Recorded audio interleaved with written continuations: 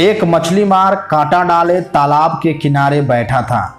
काफी समय बाद भी कोई मछली कांटे पर नहीं फंसी, ना ही कोई हलचल हुई, तो वह सोचने लगा, कहीं ऐसा तो नहीं कि मैंने कांटा गलत जगह डाला है, यहाँ कोई मछली ही ना हो।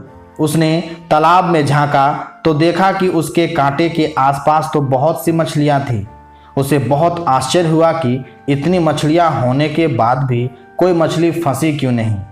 एक राहगीर ने जब यह नज़ारा देखा तो उससे कहा, लगता है भैया यहाँ पर मछली मारने बहुत दिनों बाद आए हो। अब इस तालाब की मछलियाँ कांटे में नहीं फंसती।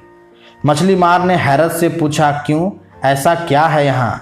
राहगीर बोला, पिछले दिनों तालाब के किनारे एक बहुत बड़े संत ठहरे थे।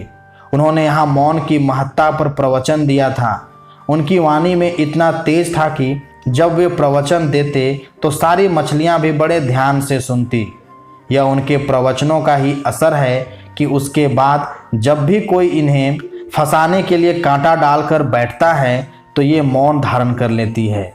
जब मछली मुंह खोलेगी ही नहीं तो कांटे में फंसेगी कैसे?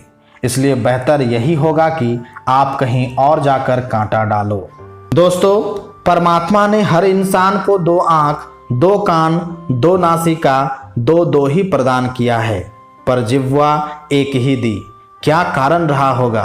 क्योंकि यह एक ही अनेकों भयंकर परिस्थितियां पैदा करने के लिए पर्याप्त है।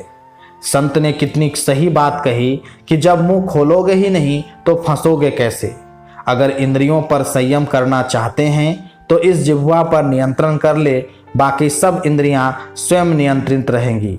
यह बात हमें भी अपने जीवन में उतार लेनी चाहिए। धन्यवाद।